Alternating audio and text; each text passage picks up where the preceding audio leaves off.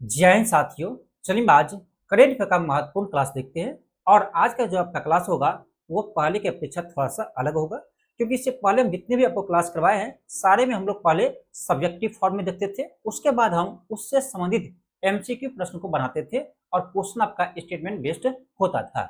लेकिन जैसे आपको पहले बता चुके हैं कि कुछ टॉपिक आपका ऐसा भी हो सकता है जहां से आपका डिटेल्स में क्लास तो नहीं बन पाएगा, क्योंकि वहां से सिर्फ आपका वन लाइनर क्वेश्चन बन सकता है। ठीक है, इसीलिए आपको आज क्लास में हम केवल और केवल आपका वन लाइनर क्वेश्चन करवाएंगे, लेकिन ये सभी क्वेश्चन आपके लिए बेहतरीन होगा। आप क्वेश्चन को देख सकते हैं। ठीक है, क्वेश्चन जितने भी होंगे ये सभी आपका बेहतरीन प्रश्न होंगे, तो आप इस क्लास को जरूर देखिएगा। ठीक है, और पहले के अनुसार ही आपका क्लास चलते रहेंगे, लेकिन हम बीच बीच में आपका जो इंपॉर्टेंट क्वेश्चन होंगे वन लाइनर क्वेश्चन उसको भी हम लेकर आते रहेंगे, जैसे आपका आज का क्लास होने वाला है। ठीक है, तो चलिए इस क्लास को हम स्टार्ट करते हैं। और आज का मेरा पहला प्रश्न है, आज का पहला प्रश्न है, क्वेश्चन आपका है कि प्लाउ द्वारा आयोजित दुनिया के पहले लाइव अंडर वाटर इंटरव्यू में किस तकनीक का उपयोग किया गया है। अब देखिए ये प्रश्न आपका एक दिख रहा है, लेकिन यहाँ से आपका दो प्रश्न बन सकता है। पहला प्रश्न ये बनेगा कि दुनिया के ऐसे प्रथम कौन सा देश बना है जिन्होंने अंडर वाटर यानी विश्व का पहले लाइव अंडर वाटर इंटरव्यू यानी किया है। ठीक है, ये देश बना आपका प्लाउ, किसके द्वारा आयोजित हुआ है? प्लाउ देश के द्वारा। एक प्रश्न आपका ये बनता है। दूसरा प्रश्न आपका ये बनता है कि ये जो है इस इंटरव्यू में किस तकनीक का प्रयोग किया है, किस तकनीक का प्रयोग किया है। ये ध्यान रखिएगा, ये क्या आपका लाइफ है। ठीक है, लाइफ है का प्रयोग किया है।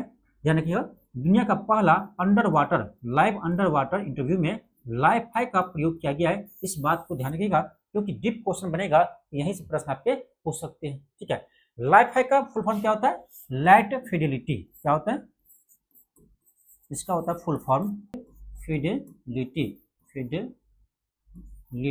ठीक है, लाइट फिडेलिटी होता है आपका लाइफ हाई का फुल फॉर्म। और ये जो है ना आपका, ये प्रकाश तरंग के माध्यम से कार्य करता है। ठीक है, इस चीज को ध्यान रखिएगा। चलिए आगे बढ़ते हैं। क्वेश्चन हमारा सेकेंड है कि भारत की पहली विदेशी रक्षा विनिर्माण इकाई किस देश में स्थापित की गई है। बहुत ही अच्छा क्वेश्चन है। ठीक है, इस पर आप स्टार लगा लीजिए, ये क्वेश्चन आपके एग्जाम में आ सकते हैं। और क्वेश्चन ये है कि भारत की पहली विदेशी रक्षा विनिर्माण इकाई किस देश में स्थापित की गई है। ये क्या आपका मोरक्को देश में। कहाँ की है? मोरक्को देश में स्थापित किए हैं। इसको ध्यान रखिएगा, ऑप्शन नंबर सी होगा। ठीक है, ऑप्शन सी होगा, मोरक्को देश में स्थापित किया है। ठीक है, दुनिया की भारत की पहली विदेशी रक्षा विनिर्माण कहाँ पर स्थापित हुआ है? मोरक्को देश में। ठीक है, बहुत ही बेहतरीन प्रश्न है। आगे बढ़ते हैं। मेरा अगला प्रश्न है, क्वेश्चन है कि भारत का पहला बांस आधारित बायोएथेनॉल संयंत्र कहाँ पर स्थापित किया गया है। ये भी इंपॉर्टेंट है। क्यों? क्योंकि ये पहला है। ठीक है, जब भी देश का कोई चीज पहला होता है या विदेश का विश्व का पहला होता है, ये आपके एग्जाम के लिए इंपॉर्टेंट हो जाते हैं। ठीक है, तो कह रहा है भारत का पहला बांस आधारित बायोएथेनॉल संयंत्र कहाँ पर स्थापित किया गया है। ये क्या आपका ध्यान है? असम के गोलाघाट में। कहाँ पर किए हैं? असम के गोलाघाट में इसका स्थापना किया गया है। तो देश का पहला बांस आधारित बायोएथेनॉल संयंत्र कहाँ पर लगा है? ये आपका असम के गोलाघाट में लगा है। ठीक है, आगे बढ़ते हैं। क्वेश्चन हमारा 4 है। क्वेश्चन करें कि विश्व की पहली बंद ईंधन चक्र वाली परमाणु ऊर्जा प्रणाली शुरू करने की घोषणा किस देश ने की है। ठीक है, ये क्या आपका रूस किया है। ठीक है, कौन किया है? रूस किया है। ऑप्शन नंबर डी होगा। आगे बढ़ते हैं। क्वेश्चन है कि 62 वर्ष की सेवा के बाद किस लड़ाकू विमान ने भारतीय वायुसेना से विदाई ली है। बहुत ही अच्छा क्वेश्चन है। क्वेश्चन करा कि 62 वर्ष सेवा देने के बाद, 62 वर्ष सेवा देने के बाद करा भारतीय कौन सी लड़ाकू विमान जो है, वायुसेना की लड़ाकू विमान जो है रिटायर हो गया है। ठीक है, ये आपका मिग 21। ठीक है, मिग 21 जो आपका रिटायर हो गया है। और इससे आपका वायुसेना में कब शामिल किया था? तो 1963 में शामिल किए थे। ठीक है, 1963 में ही शामिल किए थे। ठीक है, तो 62 वर्ष के बाद रिटायर किया गया है। चलिए आगे बढ़ते हैं। क्वेश्चन हमारा 6 है। क्वेश्चन का आपका ऑनलाइन खेल संवर्धन और विनियमन अधिनियम 2025 के तहत किस पर प्रतिबंध लगाया गया है। बहुत ही अच्छा क्वेश्चन है। अब देखो ये जो आपका विधेयक है ना, ये किसके लिए लाया गया था? ये आपका लाया गया था ऑनलाइन मनी गेम्स के लिए, यानी जो गेम्स ऑनलाइन खेले जाते हैं जिसमें आपका सट्टा लगाया जाता है। ठीक है, जैसे आपका ड्रीम 11, ड्रीम 11 आपका इसी कारण से बंद हो गया है, ठीक है। अभी देख रहे हैं आईपीएल चल रहा है, ड्रीम 11 कहीं चर्चा सुनते हैं? नहीं सुनते हैं। नहीं तो पहले हमेशा प्रचार सुनते थे। तो ड्रीम 11 में जो सट्टा लगाते थे, ठीक है, ये सभी पर आपका बैन इसी अधिनियम के तहत लगाया गया है, ठीक है। ऑप्शन नंबर बी होगा। आगे बढ़ते क्वेश्चन है 130 में संविधान संशोधन विधेयक 2025 का प्रमुख उद्देश्य क्या है? क्वेश्चन है कि 130वें संविधान संशोधन विधेयक 2025 का उद्देश्य क्या है? बहुत ही बेहतरीन प्रश्न है, ठीक है, बहुत ही बेहतरीन प्रश्न है। और एक चीज ध्यान रखिएगा, हम जो यूट्यूब पर क्लास करवा रहे हैं उस क्लास को भी आप लोग देखिएगा। ऐसे मैं कोशिश करता हूं कि आपका इस क्लास का भी लिंक आपको प्रोवाइड कर दूं आपके बैच में, ठीक है। और ध्यान रखिएगा, जो हम यूट्यूब पर क्लास करवाते हैं, ठीक है, वो क्लास आपका पेड में नहीं होता है, ठीक है। और जो हम क्वेश्चन पेड में करवाते हैं वो आपका यूट्यूब पर नहीं होता है, ठीक है। अब देखो ये क्वेश्चन हम यूट्यूब पर नहीं करवाए होंगे, आप देखे होंगे ये क्वेश्चन यूट्यूब पर हम नहीं करवाए हैं, ठीक है। तो कुछ ऐसा नहीं है, आपके क्लास जो यहाँ ज्वाइन किए हैं ना उसका फायदा है, आपको बाद में समझ में आएगा क्या फायदा है, क्योंकि हम लोग डिटेल्स में यह क्लास देखते हैं। क्योंकि जब डीप क्वेश्चन आएंगे तो यही क्लास करने से आपको बनेगा, ठीक है। इसलिए दोनों क्लास में अंतर है। बस यही कहेंगे कि जितने भी इस पेड बैच के स्टूडेंट हैं ना, आप यूट्यूब का भी क्लास देखते रहिएगा, ठीक है। यूट्यूब का भी क्लास देखते रहिएगा, क्योंकि हो सकता है कभी कभी कि ऑनलाइन क्वेश्चन ऐसा आ जाए जो आपको यूट्यूब क्लास से मिल जाएगा, ठीक है। हालांकि मैं जितने भी इंपॉर्टेंट क्वेश्चन होता है, जितने भी इंपॉर्टेंट टॉपिक है, सारा मैं इस क्लास में करवाऊंगा, ठीक है। और यूट्यूब का भी आपको लिंक हम प्रोवाइड करवा देते हैं इस क्लास में, इस बैच में। इस बैच से भी आप यूट्यूब वाले वीडियो देख सकते हो, ठीक है। अब देखो क्वेश्चन क्या है। क्वेश्चन कर रहा है 130वें संविधान संशोधन विधेयक 2025 का प्रमुख उद्देश्य क्या है? तो इसका उद्देश्य है मंत्रियों को पद से हटाना। बहुत ही बेहतरीन प्रश्न है। 130वां संविधान संशोधन विधेयक पारित हुआ है। इसका उद्देश्य क्या है? इसका उद्देश्य है, देखो इसका उद्देश्य है, चाहे देश के वो प्रधानमंत्री हो, ठीक है, चाहे वो देश के प्रधानमंत्री हो, चाहे कोई मंत्री हो, ठीक है, चाहे आपका मुख्यमंत्री हो, ठीक है, चाहे कोई मुख्यमंत्री हो, ठीक है, चाहे आप राज्य के कोई मंत्री हो, समझ रहे, राज्य के कोई मंत्री हो, इन सभी पर यह लागू होता है, ठीक है। यदि आप पर कोई आपराधिक मामला लगातार 30 दिनों से है, यानी आप लगातार 30 दिनों से हिरासत में है, ठीक है, आप लगातार 30 दिनों से यहाँ पर हिरासत में है, लगातार आप 30 दिनों से हिरासत में है, ठीक है, तो ऑटोमेटिक आपका पद यानी चला जाएगा, ठीक है, आपका पद जो है स्थगित हो जाएगी, आपका पद चला जाएगा, ठीक है। कहने का मतलब ये हुआ, और ये बहुत ही अच्छा काम किया है, ठीक है। अब देखे होंगे केजरीवाल ने 6 महीना जेल से ही सरकार चला रहे थे, ठीक है, ये मनमानी है, आपका आरोप है, आप जेल में है, फिर भी आप सरकार चला रहे हैं, अपने आप को ईमानदार साबित कर रहे हैं। भाई ईमानदार साबित करने के लिए कोर्ट है, आप कोर्ट में जाकर कीजिए, ठीक है। तो ये उसी के लेकर हम नहीं बोल रहे हैं, केजरीवाल के लेकर के बहुत सारे नेता ऐसे हैं, ठीक है, जिसमें सारे मुकदमा चल रहे हैं, लेकिन वो फिर भी मंत्री बना हुआ है, ये बना हुआ है। ये अच्छा काम है, ये अच्छा काम है, और ये विधेयक जो है ना चर्चा में रहा था, इसलिए ध्यान रखिएगा, यहाँ से प्रश्न आ सकते हैं, ठीक है। तो उसमें चाहे प्रधानमंत्री हो देश का, चाहे कोई मंत्री हो, चाहे मुख्यमंत्री हो, चाहे राज्य का कोई मंत्री हो, यदि आप पर कोई गंभीर आरोप लगा है, ठीक है, आरोप नहीं लगा है, आप पे ना मुकदमा चल रहा है, ठीक है, और आप लगातार 30 दिनों से पुलिस की हिरासत में है, तो आपका पद ऑटोमेटिक चला जाएगा, ठीक है। यहाँ पर मनमानी नहीं कर सकते, हम इस्तीफा नहीं देंगे, इस्तीफा आपको ऑटोमेटिक मान लिया जाएगा, ठीक है। ये विधेयक आपका 130वां संविधान संशोधन विधेयक है, ठीक है, और ये बहुत ही महत्वपूर्ण है, इस चीज को आप ध्यान रखिएगा, ठीक।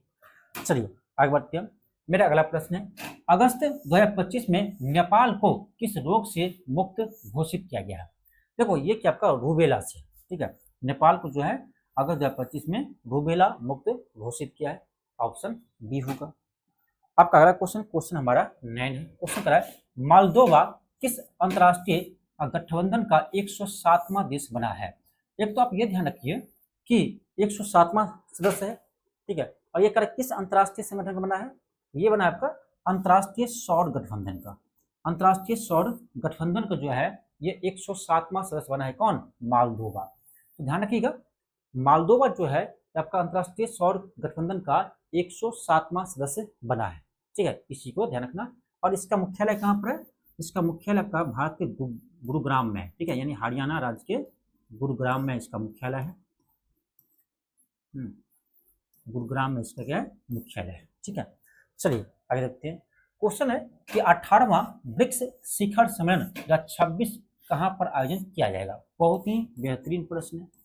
कह रहा है 18वां ब्रिक्स समिट कहाँ होगा। तो आपको बता चुके हैं कि 18वां ब्रिक्स समिट जो है ये आपका कहाँ पर होगा, भारत में होगा। ठीक है, ये भारत में होगा 2026 में ब्रिक्स समिट, इसीलिए इंपॉर्टेंट है। ठीक है, इसीलिए आपका इंपॉर्टेंट है। और 25 में कहाँ हुआ है, ठीक है, 25 में कहाँ हुआ आपको पता होना चाहिए कि आपका ब्राजील के रियो डी जेनेरियो में हुआ है। और ये 26 में कहाँ पर होगा, भारत में होगा। और सबसे इंपॉर्टेंट एक क्रम ध्यान रखना, 18वां ब्रिक्स समिट है, क्योंकि कभी कभी आपको ना ये ईस्वी नहीं देगा, ध्यान रखिएगा एग्जाम में जो है ना ये ईस्वी नहीं देगा और सीधे कह देगा आपका कि 18वां ब्रिक्स समिट कहाँ होगा। ठीक है, समझ रहे हैं। तो आपको ना इसमें डेट नहीं देगा कि किस ईस्वी के लिए पूछ रहा है, तो आपको ये ध्यान रखना पड़ेगा 17वां है कि 18वां है। ठीक है, तो इसलिए इस क्रम को ध्यान रखिएगा, ये भारत में होने वाला है इसलिए इंपॉर्टेंट है। आपका अगला क्वेश्चन है, कर है किस देश ने 16 वर्ष से कम आयु के बच्चों के लिए यूट्यूब अकाउंट पर प्रतिबंध लगा देने की घोषणा की है। यूट्यूब पर ही नहीं, कोई भी सोशल साइट पर, कोई भी सोशल साइट चलाने पर प्रतिबंध लगा दिया है। और ये पहला देश बना है विश्व का, ऑस्ट्रेलिया। ठीक है, और ये क्वेश्चन आपका हाल ही में बीपीएससी के जो आपका स्पेशल और शिक्षक भर्ती का एग्जाम हुआ है, ठीक है, बीपीएससी स्पेशल टीचर का एग्जाम हुआ है, इस एग्जाम में ये क्वेश्चन पूछा गया है। ठीक है, ये क्वेश्चन पूछा गया है और मैंने यूट्यूब पर ही ये क्वेश्चन करवा रखा है। ठीक है, ये आपका ऑस्ट्रेलिया है। अब यहाँ से 2-3 प्रश्न बनता है। अभी आपका एक प्रश्न ये बनता है कि 16 वर्ष से कम आयु के बच्चों पर सोशल मीडिया चलाने पर प्रतिबंध लगाने वाले भारत का पहला राज्य कौन बना है। ठीक है, भारत का पहला राज्य पूछिए तो ध्यान रखिएगा ये क्वेश्चन आ सकता है, ये भी भारत का पहला राज्य। तो भारत का पहला राज्य बने आपका कर्नाटक। कौन बने हैं, कर्नाटक। ठीक है, तो कर्नाटक भी 16 वर्ष से कम आयु के बच्चों पर सोशल मीडिया चलाने पर प्रतिबंध लगा दिया है, क्योंकि आजकल सोशल मीडिया से बच्चे बिगड़ रहे हैं, ये सच्चाई है। अब देखो ना, आप बच्चा को फोन नहीं दो तो खाना छोड़ देते हैं। ठीक है, रूठ जाएगा, माता पिता भी फोन दे देता है उसको देखने के लिए, ये गलत है। तो सोशल मीडिया बैन कर दिया बच्चों के लिए, ये बहुत ही अच्छा काम किया। मैं तो कहता हूँ पूरे देश में लागू होना चाहिए। ठीक है, नहीं तो आगे वाले पीढ़ी जो है ना, भारत का आने वाले पीढ़ी जो है वो बिगड़ जाएगा, ट्रैक से दूर हो जाएगा। ठीक है, और एक चीज और ध्यान रखना, ये तो भारत का हुआ, भारत का पहला राज्य जिन्होंने 16 वर्ष से कम उम्र के बच्चों पर सोशल मीडिया चलाने पर प्रतिबंध लगाया है, ये आपका कर्नाटक। ठीक है, और विश्व का पहला देश पूछे तो क्या होगा, ऑस्ट्रेलिया होगा। एक क्वेश्चन और बनता है आजकल के लिए, आपसे पूछे प्रथम यूरोपीय देश। ठीक है, प्रथम यूरोपीय देश जिन्होंने 16 वर्ष से कम उम्र के बच्चों को सोशल मीडिया चलाने पर प्रतिबंध लगाया है, ये है आपका स्पेन। कौन है, ये आपका है स्पेन। ठीक है, इसे भी ध्यान रखिएगा। यहाँ से आपका 3 प्रश्न बनता है। एक प्रश्न आपके एग्जाम में आ चुका है, ठीक है, कि विश्व का पहला देश जिन्होंने 16 वर्ष से कम उम्र के बच्चों को सोशल मीडिया चलाने पर प्रतिबंध लगाया है, ये आपका ऑस्ट्रेलिया। दूसरा प्रश्न आपका ये बनता है कि प्रथम यूरोपीय देश जिन्होंने 16 वर्ष से कम उम्र के बच्चों पर सोशल मीडिया चलाने पर प्रतिबंध लगाया है, यह आपका स्पेन है। तीसरा प्रश्न बनता है कि 16 वर्ष से कम उम्र के बच्चों पर सोशल मीडिया चलाने पर प्रतिबंध लगाने वाला भारत का पहला राज्य कौन बना है, तो क्या होगा, कर्नाटक होगा। ठीक है, कर्नाटक होगा। यहाँ से 3 प्रश्न बनता है, ये 3 में से कोई न कोई प्रश्न आपके एग्जाम में आएंगे। ठीक है, इसलिए ध्यान रखिएगा। ठीक है, ध्यान रखिएगा। चलिए आगे बढ़ते हैं। क्वेश्चन आपका 12 है। क्वेश्चन 12 है कि भारत का पहला तितली अभ्यारण्य किसे घोषित किया है। भारत का पहला तितली अभ्यारण्य किसे घोषित किया है, ये क्या आपका अरलम अभ्यारण्य को। ठीक है, अरलम अभ्यारण्य को, और ये कहाँ पर है, ये केरल में है। ठीक है, यानी आपसे पूछा जाए देश का पहला तितली अभ्यारण्य किस राज्य में स्थापित हुआ है, कहाँ होगा, केरल होगा। या उसका जगह का नाम पूछे तो अरलम अभ्यारण्य, किस अभ्यारण्य में घोषित किया है, अरलम अभ्यारण्य को देश का पहला तितली अभ्यारण्य घोषित किया है। चलिए आगे बढ़ते हैं। मेरा अगला प्रश्न है, क्वेश्चन आपका 13 है। क्वेश्चन कर रहा है भारत का पहला पशु ओवरपास कॉरिडोर किस एक्सप्रेसवे पर बनाया गया है। ठीक है, ये बना आपका दिल्ली मुंबई एक्सप्रेसवे पर। ठीक है, दिल्ली टू मुंबई एक्सप्रेसवे पर बनाया गया है, ऑप्शन सी होगा। अगला क्वेश्चन है operation midnight hammer. Operation midnight hammer के तहत अमेरिका ने किस देश के परमाणु ठिकाने पर हमला किया है। क्वेश्चन ये है कि ऑपरेशन मिडनाइट हैमर के तहत अमेरिका ने किस देश के परमाणु ठिकाने पर हमला किया है। ठीक है, ध्यान रखना ये कि आपका ईरान के परमाणु ठिकाने पर। ठीक है, ऑपरेशन मिडनाइट हैमर के तहत, और ये भी अभी चर्चा में है, इसलिए ध्यान रखिएगा, ठीक है, इसे आप ध्यान रखिएगा, क्वेश्चन आ सकते हैं, ऑपरेशन मिडनाइट हैमर। अगला क्वेश्चन है, अप्रैल 2025 में यूनेस्को के memories of the world register में हाल ही में भारत के किन 2 धरोहर को शामिल किया गया है? ये तो क्वेश्चन आ चुका है आपके एग्जाम में। ये आपका नाट्य शास्त्र और भगवत गीता, नाट्य शास्त्र और भगवत गीता को शामिल किए हैं, ये भी महत्वपूर्ण प्रश्न है। 16 है क्वेश्चन का आपका, क्वेश्चन 16 है, भारत का पहला फ्लोटिंग स्नान घाट किस नदी पर बनाया जा रहा है? ठीक है, बहुत ही महत्वपूर्ण क्वेश्चन है, और ये आपका उत्तर प्रदेश में, यानी उत्तर प्रदेश में जो आपका अयोध्या में जो है, यह सरयू नदी पर बनाया जा रहा है। ठीक है, अयोध्या में सरयू नदी पर बनाया जा रहा है देश का पहला फ्लोटिंग स्नान घाट, ऑप्शन डी होगा। आपका अगला क्वेश्चन है, छठे बिम्स्टेक शिखर सम्मेलन 2025 का आयोजन कहाँ किया गया? छठा बिम्स्टेक समिट का कहाँ पर किया गया? तो वो छठा बिम्स्टेक समिट आपका हुआ था थाईलैंड के बैंकॉक में। ठीक है, थाईलैंड के बैंकॉक में छठा बिम्स्टेक शिखर सम्मेलन का आयोजन किया गया था आपका 2025 में। ठीक है, चलिए आगे बढ़ते हैं। क्वेश्चन हमारा है कि अंतर्राष्ट्रीय आपराधिक न्यायालय से हटने वाला पहला यूरोपीय देश कौन बना है? वेरी वेरी इंपॉर्टेंट क्वेश्चन है, बहुत ही अच्छा क्वेश्चन है। क्वेश्चन का आपका अंतर्राष्ट्रीय आपराधिक न्यायालय से हटने वाला पहला यूरोपीय देश कौन बना है? ये बना आपका हंगरी। कौन बना है? हंगरी। ठीक है, बहुत ही अच्छा क्वेश्चन है, ध्यान रखिएगा कि अंतर्राष्ट्रीय आपराधिक न्यायालय से हटने वाला पहला यूरोपीय देश कौन बना है? ये बना आपका हंगरी।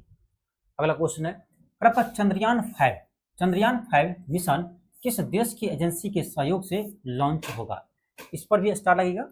चंद्रयान 5 आपके एग्जाम में चंद्रयान 4 पूछ चुका है, ये चंद्रयान 5 है, और ये चंद्रयान 5 जो है ना, ये भारत जो है आपका जापान के सहयोग से लॉन्च करेंगे।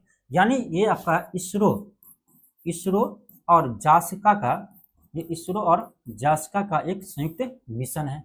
जास्का ये आपका जापान के अंतरिक्ष एजेंसी है। ठीक है, जैसे भारत का आपका अंतरिक्ष एजेंसी कौन है? आपका इसरो है, इसी तरह से जापान के अंतरिक्ष एजेंसी क्या है? जास्का है। और इस मिशन का नाम क्या है? लुपैक्स मिशन। ठीक है, इसका नाम क्या है? लुपैक्स मिशन है। तो ध्यान रखिएगा, लुपैक्स मिशन। आपसे क्वेश्चन पूछ सकता है कि लुपैक्स मिशन जो है कि भारत किसके सहयोग से लॉन्च करेगा? तो जापान के सहयोग से। या क्वेश्चन पूछ सकता है कि चंद्रयान 5, तो आपके एग्जाम में लुपैक्स भी आ सकते हैं या इसके जगह चंद्रयान 5 भी आ सकते हैं, क्योंकि चंद्रयान 5 मिशन का नाम दिया गया है लुपैक्स मिशन। समझ रहे हैं? और इस मिशन का उद्देश्य क्या है? इस मिशन का उद्देश्य है चंद्रमा के दक्षिणी ध्रुव पर, इसका उद्देश्य है, ध्यान रखिएगा, चंद्रमा के दक्षिणी ध्रुव पर, ठीक है, चंद्रमा के दक्षिणी ध्रुव पर पानी और बर्फ का खोज करना। ठीक है, पानी एवं बर्फ का खोज करना, इस चीज को ध्यान रखना। पानी एवं बर्फ का खोज करना कहाँ पर? तो चंद्रमा के दक्षिणी ध्रुव पर। ठीक है, लुपैक्स मिशन है जो आपका इसरो और जास्का का एक संयुक्त मिशन है, जिसे चंद्रयान 5 भी हम कहते हैं। ठीक है, ध्यान रखिएगा, बहुत ही महत्वपूर्ण क्वेश्चन है।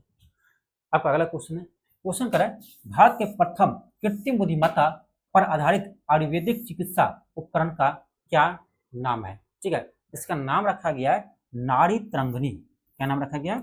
नाड़ी तरंगिणी, ऑप्शन नंबर बी होगा। अगला क्वेश्चन है कि 29 जनवरी 2025 को GSLV F-15 रॉकेट द्वारा किस नेविगेशन उपग्रह का प्रक्षेपण किया गया? यह भी क्वेश्चन आपके एग्जाम में आ चुके हैं। ये क्वेश्चन 71वीं BPSC में पूछा गया है, और ये भी मैं आपको यूट्यूब पर पहले से करवा रखा हूँ, आप जाकर देख सकते हो मंथली वाइज वाले में। ठीक है, तो क्वेश्चन करा है कि 29 जनवरी 2025 को GSLV F-15 रॉकेट द्वारा किस नेविगेशन उपग्रह को लॉन्च किया गया है? ये किया गया आपका NVS-02 को। ठीक है, NVS-2 को लॉन्च किया गया है। और जो क्वेश्चन आया था वो था आपका स्टेटमेंट बेस्ड में क्वेश्चन था। ठीक है, क्योंकि ये जो आपका है ना, ये जो मिशन है ये आपका इसरो का 100वां मिशन है, बस इसी पॉइंट को जोड़ दिया था। ठीक है, इसरो का ये 100वां मिशन है, ये 100 मिशन है, इसरो का जो है ये 100वां मिशन है। ठीक है, आपका, और इससे प्रक्षेपण किया गया था आपका GSLV, क्योंकि यहाँ ये भी ऑप्शन था आपका GSLV F-15 से। ठीक है, GSLV F-15 से इसे लॉन्च किया गया। GSLV F-15 से इसे लॉन्च किया गया था और ये इसरो का 100वां मिशन है और NVS-2 को लॉन्च किया है। इसी पॉइंट से आपका क्वेश्चन आया हुआ था एग्जाम में, ठीक है।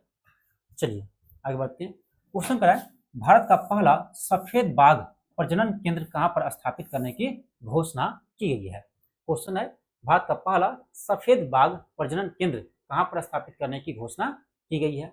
ये क्या आपका ध्यान रखना, रीवा मध्य प्रदेश में, ठीक है, रीवा मध्य प्रदेश में। आगे बढ़ते हैं। क्वेश्चन है कि भारत के पहले ग्रीन हाइड्रोजन हब की आधारशिला कहां रखी गई है। अब ये भी क्या है, भारत के पहला है इसलिए इंपॉर्टेंट है। भारत के पहले ग्रीन हाइड्रोजन हब की आधारशिला कहां रखी गई है। ये रखिएगा आपका पुदिमदक्का आंध्र प्रदेश में, पुदिमदक्का आंध्र प्रदेश में, ठीक है। अगला क्वेश्चन मेरा है, क्वेश्चन करा है, खेलो इंडिया यूथ गेम्स 2025 के बारे में कौन सा कथन सही है। मैं तो आपको खेलो इंडिया यूथ गेम्स बहुत बार बता चुका हूं, चलो फिर भी क्वेश्चन को देखते हैं। खेलो इंडिया यूथ गेम्स 2025 के बारे में कौन सा कथन सही है। इसका आयोजन बिहार के विभिन्न शहरों में और दिल्ली में हुआ, बता चुके हैं भाई। इसका आयोजन जो है आपका बिहार के 5 शहरों में किया गया था और दिल्ली में कौन कौन से शहर है, ये आपका है गया, राजगीर, गया, राजगीर, भागलपुर, गया, राजगीर, भागलपुर, बेगूसराय और पटना, ठीक है। ये बिहार का 5 शहर है, गया, राजगीर, भागलपुर, बेगूसराय, पटना। अब प्लस नई दिल्ली में उस खेल का आयोजन हुआ था, ठीक है। ये आपका 7वां खेलो यूथ गेम्स का आयोजन हुआ था, ये आप ध्यान रखिएगा ही रखिएगा। तो आपका पहला कथन बिल्कुल सही है। सेकेंड कह रहा है, इसका शुभंकर वीरा था, जो गलत है। आपको हम बता चुके हैं इसका शुभंकर गज सिम्हा था, ठीक है। क्या था, इसका शुभंकर आपका गज सिम्हा था, इसका शुभंकर गज सिम्हा था, तो वीरा होगा नहीं, इसलिए कथन आपका सेकेंड गलत है, इसलिए सेकेंड कथन क्या है, गलत है। थर्ड कह रहा है कि महाराष्ट्र ने सर्वाधिक 158 पदकों के साथ प्रथम स्थान हासिल किया है। हाँ, थर्ड आपका सही है। महाराष्ट्र जो है 158 पदक के साथ प्रथम स्थान पर रहे थे। इसमें देखा जाए कौन सही है, आपका पहला और तीसरा सही है, तो क्या होगा, ऑप्शन नंबर बी होगा 1 एंड 3। क्या होगा, ऑप्शन बी होगा 1 एंड 3। लेकिन यहाँ से आपका क्वेश्चन आया है आपके एग्जाम में, लेकिन वो बिहार से संबंधित पूछा है और आपको बिहार से संबंधित आपको अलग से हम क्लास करवा रखे हैं। 7वां खेलो यूथ गेम से पूरे डिटेल्स में आपको क्लास हम करवा रखे हैं, ठीक है, आपके बैच में। फिर भी मैं बता देता हूँ बिहार का इसमें स्थिति क्या था, ठीक है, क्योंकि यहाँ से क्वेश्चन आते हैं। तो बात करें हम बिहार का, ठीक है, बात करें हम बिहार का, एक सेकेंड, हम बात करें बिहार का। देखो बिहार इसमें टोटल ना 36 पदक जीते हैं, बिहार आपका टोटल 36 पदक जीते हैं, ठीक है, बिहार टोटल 36 पदक जीते हैं। ये क्वेश्चन आया हुआ है, जिसमें से आपका 7 गोल्ड था, ठीक है, 11 आपका सिल्वर था और आपका 18 जो है ब्रॉन्ज है, ठीक है, इसको भी ध्यान रखना।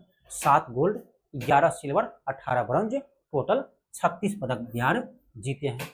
और इसमें बिहार जो है ना ये 15वां स्थान हासिल किया था, ये भी आप ध्यान रखिएगा। इसमें आपका बिहार जो है 15वां स्थान हासिल किया था, ठीक है। बिहार है टोटल 36 पदक जीते हैं, जिसमें 7 गोल्ड, 11 सिल्वर, 18 ब्रॉन्ज है और ये जो है 15वां स्थान हासिल किया था, 15वां स्थान हासिल किया था, इस चीज का आप ध्यान रखिएगा, ठीक है। चलिए आगे बढ़ते हैं। क्वेश्चन हमारा है कि मई 2025 में विश्व खाद्य पुरस्कार 2025 से किससे सम्मानित किया गया है, जो वैश्विक खाद्य सुरक्षा और सतत विकास को बढ़ावा देने वाले व्यक्तियों को मान्यता देता है। यानी क्वेश्चन सिंपल ध्यान रखिए, विश्व खाद्य पुरस्कार 2025 से किससे सम्मानित किया है। ये कि आपका ध्यान डॉक्टर मरेंगला हंगरिया को, ठीक है, हंगारिया ध्यान रखिए, ठीक है, ठीक है, डॉक्टर मरेंगला हंगारिया को सम्मानित किया आपका विश्व खाद्य पुरस्कार 2025 से। आगे बढ़ते हैं हम, मेरा अगला क्वेश्चन है। क्वेश्चन कर आपका अप्रैल 2025 में वर्ष 2025 के लता दीनानाथ मंगेशकर पुरस्कार से किसे सम्मानित किया गया है, ठीक है। तो लता दीनानाथ मंगेशकर पुरस्कार से किसे सम्मानित किए हैं, ये कि आपका कुमार मंगलम बिरला जी को, ठीक है, कुमार मंगलम बिरला जी को आपका 2025 में दीनानाथ मंगेशकर पुरस्कार से, लता दीनानाथ मंगेशकर पुरस्कार से सम्मानित किए हैं। अगला क्वेश्चन है कि मलयालम अभिनेता, एक तो ध्यान रखो कौन सा अभिनेता है, मलयालम अभिनेता मोहनलाल, ये भी ध्यान रखिए, मोहनलाल को 73वां दादा साहेब फाल्के पुरस्कार प्रदान किया गया है। यह किस वर्ष के लिए किया गया है? अब देखिए ध्यान से, इस प्रश्न में ही दो प्रश्न हैं। कैसे? तो पहला प्रश्न ये बनेगा कि 73वां दादा साहेब फाल्के पुरस्कार किसे प्रदान किए गए हैं? तो मोहनलाल जी को, ठीक है, मोहनलाल जी को। दूसरा प्रश्न ये बनेगा कि मोहनलाल को 73वां दादा साहब फाल्के पुरस्कार दिया गया है, वो किस यानी किस इंडस्ट्री से है? ठीक है, ये आपका मलयालम अभिनेता है, मलयालम अभिनेता है। तो दो क्वेश्चन यहाँ से। तीसरा क्वेश्चन ये किस वर्ष के लिए दिया है? ये 2023 के लिए दिया है, इसे 2023 के लिए दिया है। यहाँ से आपका 3 प्रश्न बनता है। ठीक है, चलिए आगे बढ़ते हैं। क्वेश्चन है कि रसायन विज्ञान में नोबेल प्राइज 2025 किनके साझा किया गया है, यानी किसे दिया गया है? ठीक है, रसायन में यानी केमिस्ट्री के क्षेत्र में 2025 में नोबेल प्राइज किसे मिला है? तो ध्यान रखिएगा, सुसुमु कितागावा, ठीक है, ये क्या होगा, सुसुमु कितागावा, रिचर्ड रॉबसन और उमर एम यागी को दिया गया है। ठीक है, उमर एम यागी को दिया गया है। तो ऑप्शन नंबर बी होगा, इसे आप ध्यान रखिएगा। ठीक है, इसे ध्यान रखिएगा। और ये जो सी में दिख रहा है ना, सी में जो नाम दिख रहा है, इसे फिजिक्स के क्षेत्र में मिला है। ठीक है, यानी भौतिकी के क्षेत्र में नोबेल प्राइज पूछे, ये आपका ऑप्शन सी ध्यान रखना। और बी वाला जो है आपका, ये केमिस्ट्री के क्षेत्र में से नोबेल प्राइज से मिला है। ठीक है, अब यहाँ पे एक चीज ध्यान रखना कि केमिस्ट्री के क्षेत्र में इसे नोबेल प्राइज क्यों मिला। ठीक है, तो ध्यान रखना, मेटल ऑर्गेनिक फ्रेमवर्क के विकास के लिए। ठीक है, मेटल ऑर्गेनिक फ्रेमवर्क के विकास के लिए। ठीक है, मेटल ऑर्गेनिक फ्रेमवर्क के विकास के लिए जो है Susumu Kitagawa, Richard Robson, Omar S Miyagi को 2025 का केमिस्ट्री के क्षेत्र में नोबेल प्राइज से दिया गया है। ठीक है, ध्यान रखिएगा। आगे बढ़ते हैं, अगला क्वेश्चन है। क्वेश्चन अगर आपका अक्टूबर 2025 में किसे साहित्य के क्षेत्र में उनके दूरदर्शी कार्यों के लिए नोबेल प्राइज 2025 दिया गया है? साहित्य के क्षेत्र में पूछ रहा है। ठीक है, तो साहित्य के क्षेत्र में किसे दिया गया है? तो ध्यान रखना, लाज़्लो क्राउन्स-हैयग्रो। ठीक है, आपका ऑप्शन नंबर बी होगा, लाज़्लो क्राउन्स-हैयग्रो। ठीक है, जो हंगरी निवासी है। ठीक है, ये हंगरी निवासी है, इसे आप ध्यान रखिएगा। ठीक है, लाज़्लो। अगला क्वेश्चन है, क्वेश्चन अगर आपका, उत्तराखंड सरकार ने राज्य की सरकारी नौकरियों में सेवामुक्त अग्निवीरों को कितना प्रतिशत क्षैतिज आरक्षण दिया है? तो कह रहा है उत्तराखंड सरकार ने अग्निवीरों को कितना परसेंट, यानी जो अग्निवीर से रिटायर हो जाएगा उसको कितना परसेंट आरक्षण दिया है नौकरी में? ये भी आपका 10%। ठीक है, ऑप्शन नंबर बी होगा। अगला क्वेश्चन है, कह रहा है बिहार लौक नहर बैंक सौर ऊर्जा परियोजना का उद्घाटन मुख्यमंत्री नीतीश कुमार ने कहाँ किया है? क्वेश्चन है, बिहार लौक नहर बैंक सौर ऊर्जा परियोजना का उद्घाटन नीतीश कुमार ने कहाँ से किया है? ये क्या आपका विक्रम लौक से। ठीक है, ऑप्शन नंबर बी होगा। अगला क्वेश्चन है कि भारत का पहला बाल विवाह मुक्त जिला किसे घोषित किया गया है? ये भी ध्यान रखिएगा, इंपॉर्टेंट क्वेश्चन है। भारत का पहला बाल विवाह मुक्त जिला किसे घोषित किए हैं? ये क्या आपका बालोद को। और ये जो आपका, ये छत्तीसगढ़ का जिला है, ये आपका छत्तीसगढ़ के जिला है आपका बालोद, जिसे देश का पहला बाल विवाह मुक्त जिला घोषित किया गया है। अगला क्वेश्चन है कि वर्ष 2030 के कॉमनवेल्थ गेम के आयोजन के लिए किस शहर की घोषणा की गई है? बहुत ही बेहतरीन प्रश्न है, जितना स्टार लगाना है लगा लीजिए, क्योंकि ये प्रश्न आपके एग्जाम में आने वाला है। ठीक है, जितना स्टार लगाना लगा लीजिए, क्योंकि ये प्रश्न आपके एग्जाम में आने वाला है। 2030 में जो है भारत जो है आपका कॉमनवेल्थ गेम का आयोजन करेंगे, और ये किया जाएगा आपका अहमदाबाद में। ठीक है, अहमदाबाद में किया जाएगा। ऑप्शन नंबर सी होगा। बहुत ही बेहतरीन प्रश्न है, उसको आप जरूर ध्यान रखिएगा। आगे बढ़ते हैं। क्वेश्चन है कि भारत का पहला make in India green hydrogen plant कहाँ शुरू किया गया? भारत का पहला है, इसलिए इंपॉर्टेंट है। Make in India green hydrogen plant कहाँ शुरू किया है? ये क्या आपका कांडला बंदरगाह, जो आपका गुजरात में है। ठीक है, इसे आप ध्यान रखिएगा। अगला क्वेश्चन हमारा है, क्वेश्चन है कि गुजरात का पहला जैव विविधता विरासत स्थल किसे घोषित किया है? अब तो ये गुजरात का पहला है, इसलिए इंपॉर्टेंट है। गुजरात का पहला जैव विविधता विरासत स्थल किसे घोषित किया है? ध्यान रखना, ये आपका गुनेरी को किया है, जो आपका एक अंतर्देशीय मैग्रोव है। ठीक है, अंतर्देशीय मैंग्रोव है। अगला क्वेश्चन है कि उत्तर भारत का पहला green hydrogen plant Himachal Pradesh के किस जिले में शुरू किया गया है? उत्तर भारत का पहला green hydrogen plant Himachal Pradesh के किस जिले में शुरू किया है? ध्यान रखना, ये किया आपका सोलन जिला में। कहाँ किया है? सोलन जिला में। ठीक है, चलिए आगे बढ़ते हैं। क्वेश्चन है कि प्रधानमंत्री नरेंद्र मोदी द्वारा दुनिया की सबसे ऊंची railway arch bridge Chenab rail bridge का उद्घाटन किस जिला में किया गया है? क्वेश्चन है प्रधानमंत्री नरेंद्र मोदी द्वारा दुनिया के सबसे ऊंचे rail arch bridge Chenab rail bridge का उद्घाटन किस जिले में किया गया है? तो ये ध्यान रखना, ये कि आपका जम्मू के एक जिला है आपका रियासी जिला। ठीक है, ऑप्शन नंबर बी होगा, जम्मू के रियासी जिला में किया गया है। आगे बढ़ते हैं। क्वेश्चन है ऑपरेशन नादेर, ऑपरेशन नादेर का मुख्य लक्ष्य क्या है? ये क्वेश्चन है कि ऑपरेशन नादेर का मुख्य उद्देश्य क्या है? देखो, ऑपरेशन नादेर का मुख्य उद्देश्य है टीआरएफ और लश्कर और तैयबा के आतंकवादियों को निशाना बनाना। ठीक है, ऑपरेशन नादेर का ये मुख्य उद्देश्य था। और इससे जो आपका शुरू किया था, किसके द्वारा चलाया गया था ये ऑपरेशन? ऑपरेशन नादेर ये क्या था आपका जम्मू एंड कश्मीर का पुलिस के द्वारा। ठीक है, जम्मू कश्मीर के पुलिस द्वारा प्लस सीआरपीएफ के द्वारा। ठीक है, सीआरपीएफ के द्वारा ये अभियान चलाया गया था। ठीक है, ऑपरेशन नादेर।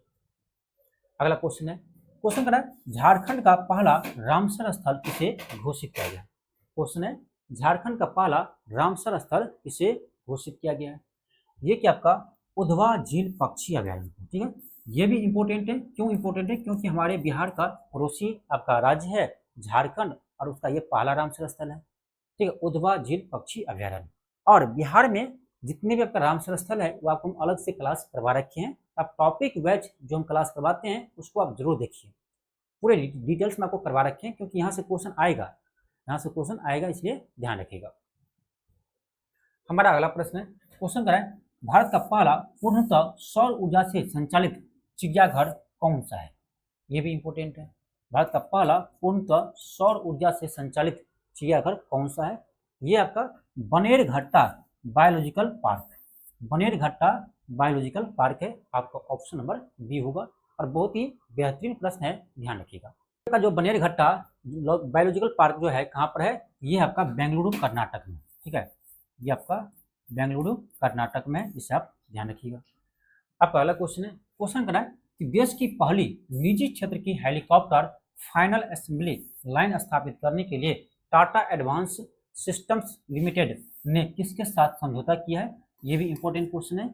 ये क्या आपका एयरबस के साथ। ठीक है, एयरबस के साथ किया है, ऑप्शन बी होगा। अगला क्वेश्चन है कि कर्नाटक सरकार ने किस सामाजिक बुराई को पूर्णतः उन्मूलन के लिए एक नया अधिनियम 2025 पारित किया है? ये कि आपका देवदासी प्रथा को पूर्णतः समाप्त करने के लिए। ठीक है, देवदासी प्रथा को पूर्णतः समाप्त करने के लिए कर्नाटक सरकार एक विधेयक पारित किया है। और ये ध्यान रखना, इसका उल्टा भी ध्यान रखना, आपका उल्टा भी प्रश्न पूछ सकता है कि देवदासी प्रथा को पूर्णतः समाप्त करने के लिए हाल ही में किस राज्य सरकार ने एक नए विधेयक पारित किया है? तो कर्नाटक। ठीक है, तो जब भी आप कोई भी प्रश्न पढ़ते हैं ना, तो उसको आप ऑप्शन से रिलेट करके पढ़िए कि ऑप्शन से यदि क्वेश्चन बनेगा तो कैसे बनेगा? क्वेश्चन तो है ही, ऑप्शन से भी उल्टा क्वेश्चन बन सकता है ना, इसीलिए उल्टा भी आप ध्यान रखिएगा। ठीक है, आपका अगला क्वेश्चन है, क्वेश्चन कराएं भारत का पहला तितली अभ्यारण्य अरलम तितली अभ्यारण्य किस राज्य में स्थित है? ये दोबारा क्वेश्चन आ गया, ये आपका केरल में है। ठीक है, केरल में है, ऑप्शन नंबर ए होगा। अगला क्वेश्चन है वन जीव अधिनियम 1972 में संशोधन करने वाला भारत का पहला राज्य कौन बना है? ठीक है, वन जीव अधिनियम 1972 में संशोधन करने वाला देश का पहला राज्य बना है केरल, ऑप्शन नंबर बी होगा।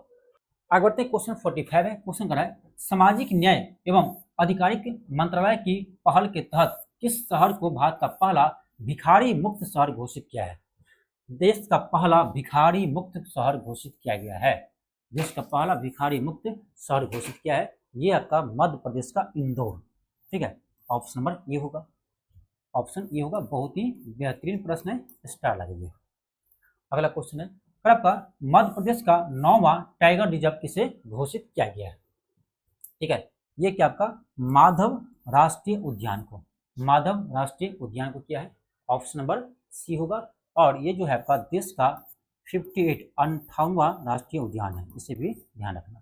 क्वेश्चन 47 है। क्वेश्चन करा भारत का पहला एआई विश्वविद्यालय महाराष्ट्र के किस शहर में स्थापित करने की योजना है? स्थापित हो चुका है और ये आपका बॉम्बे में हुआ है। कहाँ पर?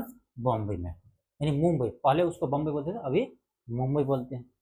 अगला क्वेश्चन है कि पंजाब सरकार द्वारा शुरू किया गया प्रोजेक्ट हिफाजत, प्रोजेक्ट हिफाजत किससे संबंधित है? प्रोजेक्ट हिफाजत किससे संबंधित है? तो वो पंजाब सरकार जो है ना, पंजाब में जो हिंसा प्रभावित महिला है, बच्चों है, उसको सहायता के लिए ये आपका एक प्रोजेक्ट शुरू किया, आपका प्रोजेक्ट हिफाजत। और उल्टा भी ध्यान रखना, प्रोजेक्ट हिफाजत किसके द्वारा शुरू किया है? तो पंजाब सरकार के द्वारा। अगला क्वेश्चन है आपका विधायी कार्यवाही का सांकेतिक भाषा में प्रसारण करने वाला देश का पहला राज्य कौन बना है? देखो, जो यानी विधानसभा में जो भी होता है, यानी जो भी विधेयक पारित होता है, जो भी वहाँ स्पीच दिया जाता है, वो सभी जानने के लिए जनता सुनते हैं। जनता वो स्पीच सुनते हैं कि सरकार क्या बोल रही है, अपोजिशन वाले क्या बोल रहे हैं, ठीक है, ये सारा जनता देखते हैं। तो क्या था इससे पहले कि अभी तक ऐसे जो यानी जो सुन नहीं सकता है, जो देख नहीं सकता है, वो तो नहीं सुनते हैं। तो उसी के लिए पहली बार का सांकेतिक भाषा में प्रसारण भी शुरू किया गया है, जिससे ऐसे व्यक्ति इसे पता कर सके, ठीक है, उसको पता चल सके। इसीलिए जो है आपका विधायी कार्यवाही का सांकेतिक भाषा शुरू किया है कौन? ये क्या आपका पंजाब सरकार, ठीक है। ऑप्शन नंबर सी होगा। अगला क्वेश्चन है कि एशिया का पहला vertical lift spine rail bridge कौन सा है? ये आपका नया पवनन रेल ब्रिज है और ये आपका तमिलनाडु में बनाया गया है। अगला है सितंबर 2025 की रिपोर्ट के अनुसार भारत के किस राज्य ने यूपीआई लेन देन की तीव्रता में शीर्ष स्थान हासिल किया है? यानी सितंबर 2025 में जो है यूपीआई से लेन देन सबसे अधिक किस राज्य में हुआ है? ये हुआ आपका तेलंगाना में, ठीक है। सारा क्वेश्चन इंपॉर्टेंट है। हम जितने भी क्वेश्चन आज आपके क्लास में करवा रहे हैं, सारा का सारा आपके एग्जाम में छपने वाले प्रश्न है, ठीक है। एक चीज मेरा थोड़ा सा खराब है क्या कि मैं क्लास आपको रेगुलर नहीं करवा पाता हूँ। इसका कारण है कि मुझे अच्छे क्वेश्चन मिलेगा तभी तो मैं करवाऊंगा। कंटेंट बनाने में समय लगता है, समझिए। ज़्यादा क्वेश्चन बनाना मैटर नहीं करता है कि आपको 500 क्वेश्चन कहीं से लाकर करवा दे, कुछ भी करवा दे, आप खुश हो जाएंगे कि सर ने 500 क्वेश्चन करवा दिया। लेकिन मेरा उद्देश्य ये नहीं है। मेरा क्लास चाहे यूट्यूब पर हो चाहे पेड क्लास में हो, हम बहुत ही लिमिट में क्वेश्चन करवाते हैं, लिमिट में आपको क्लास करवाते हैं, लेकिन उसी में से क्वेश्चन आते हैं। इसका उदाहरण आज का भी क्लास है। आप क्वेश्चन अभी तक देखे होंगे तो आपको ऐसा नहीं लगा होगा कि कोई भी क्वेश्चन ऐसा कोई अटपटांग क्वेश्चन हो। सारे के सारे क्वेश्चन आपके एग्जाम में छपने वाले प्रश्न है, ठीक है। ऐसे एग्जाम होने दीजिए, मैं दिखाऊंगा कि कहाँ से प्रश्न आए हुए हैं, ठीक है, तो ध्यान रखिएगा। चलिए आगे बढ़ते हैं। क्वेश्चन है कि अंतर्राष्ट्रीय आलू केंद्र का दक्षिण एशिया क्षेत्रीय केंद्र उत्तर प्रदेश के में कहाँ पर स्थापित किया जा रहा है?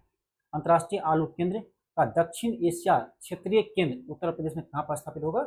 ये होगा आपका आगरा में, ठीक है। अगला क्वेश्चन है, क्वेश्चन का आपका सितंबर 2025 में किस राज्य को उल्लास कार्यक्रम के अंतर्गत चौथा पूर्ण साक्षर राज्य घोषित किया है?